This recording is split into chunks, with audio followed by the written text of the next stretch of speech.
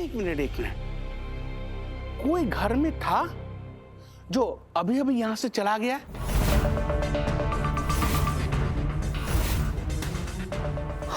हाँ मामा जी, हमारी boss Sheena madam, वो आज ही गई है यहाँ से। हमने मना किया था, हमने कहा था कि अगर इस घर में कोई आए तो उसको रोक के रखना, उसका दिल मत दुखाना। अरे वो मेहमान आया ही था इस घर के संकट हरने के लिए। अरे बताओ तो महादेव, हमने तो उन्हें ही वापस भेज दिया मामा जी। सिर्फ भेजा ही नहीं है, सावी ने उनका अपमान भी किया है। मूर्ख हो तुम लोग। पांडे परिवार मूर्खता की तो हद ही पार कर रहा है। और ये जो संकट आया हुआ है ना, वो उस मेहमान को परेशान करने की वजह से ही है। अगर इस घर की सुख शांति तुम लोग चाहते हो तो उस मेहमान को वापस लेके आओ इस घर में। चाहे उसका हाथ जोड़ने पड़े, पैर पकड़ना पड़े, कुछ भी करना पड़े, उसको वापस लेके आओ, वरना इस घर का विनाश रुकेगा नहीं।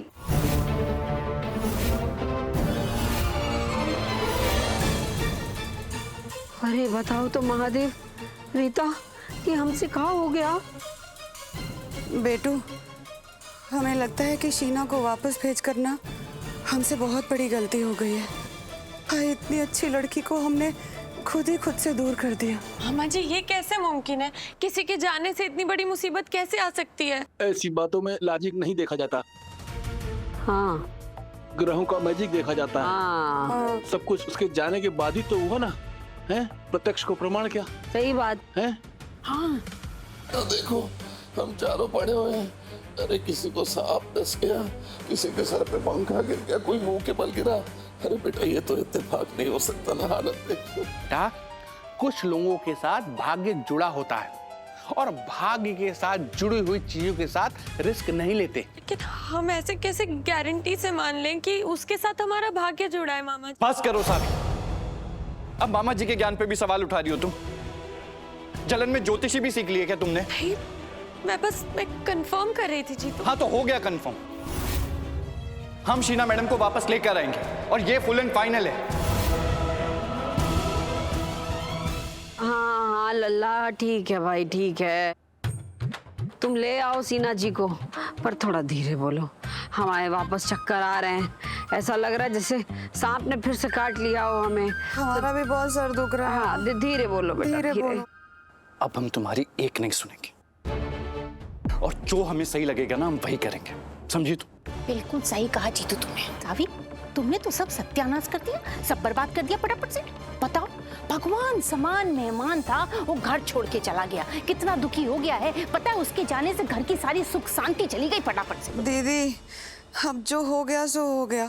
हमें अब अपनी गलती सुधारनी चाहिए। सही कह रही हो रीता। हाँ, अब तो हमें भी लगने लगा है कि सीना जी आ जाएंगी ना तो सब ठीक हो जाएगा। आई दुल्हन, तुम भी मान लो इस बात को भाई। मामा जी, हम शीना मैडम को वापस लाने की पूरी कोशिश करेंगे। वो हमारी बात मानेंगी या नहीं मानेंगी, ये हमें नहीं पता। बेटा, अगर सच्चे मन से मांगो तो पत्थर भी पिघल जाता है। तुम कोशिश करके तो देखो। एक बात सुन लो, अगर सीना मैडम लौट करके नहीं आई ना तो सब सत्यानाश हो जाएगा फटाफट से। ऐसे जो ये बिस्तर लगा है ना, अस्पताल यहीं पे बना है, ऐसे परमानेंट यहाँ पे बन जाएगा, बाहर लग जाएगा बोर्ड, पांडे अस्पताल। फिक्र मत कीजिए बुआ जी, हम वादा करते हैं आपसे कि हम शीना मैडम को कल तक वापस लेकर आएंगे घर में।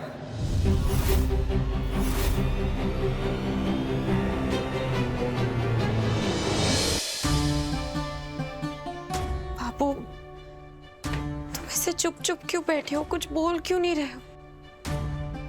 बात करोगे तभी तो कुछ समझ में आएगा ना। ऐसे चुप रहने से कुछ ठीक होता है क्या?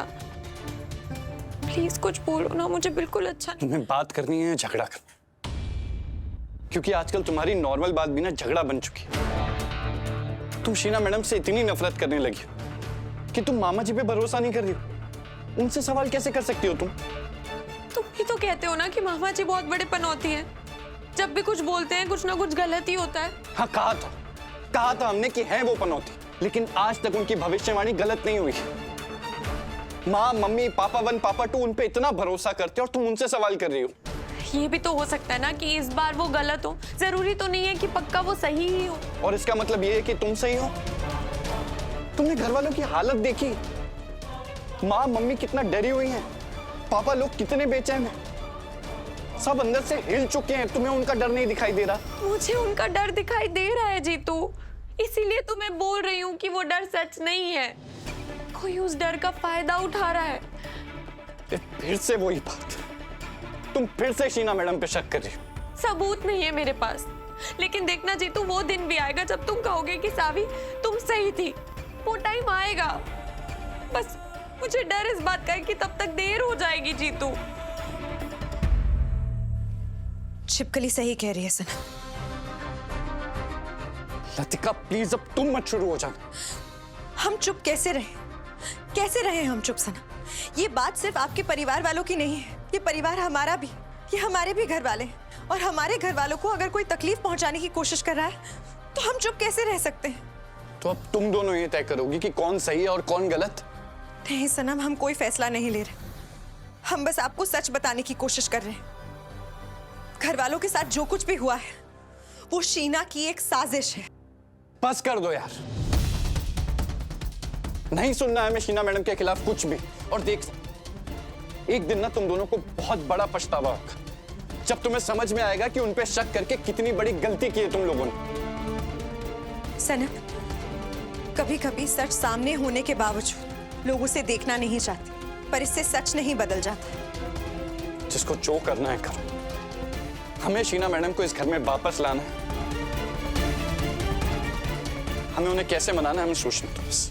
शीना इस घर में वापस नहीं आएगी। आएगी, और हम लेकर आएंगे उन्हें। कल सुबह सबसे पहले हम उन्हें मनाने के लिए जाएंगे और पूरी रिस्पेक्ट के साथ इस घर में वापस लेकर आएंगे। ये हमारा और इस पांडे परिवार का आखिरी फैसला है।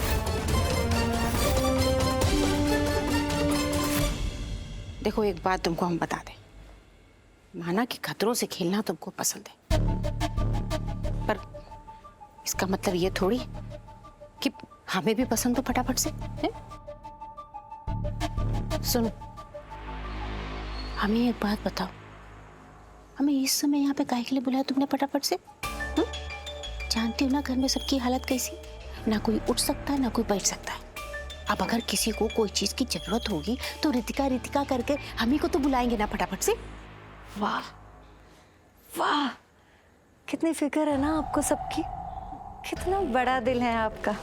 अगर आपका बस चले ना तो अब सारे घर वालों को बनारसी साड़ी के बदले बेच आए। अपने ड्रामा और नौटंकी बंद कीजिए और हम जो कहने आए ना वो बात ध्यान से सुनिए, वरना हम तो घर से निकल गए, आपको भी उस घर से निकलवा देंगे फटाफट।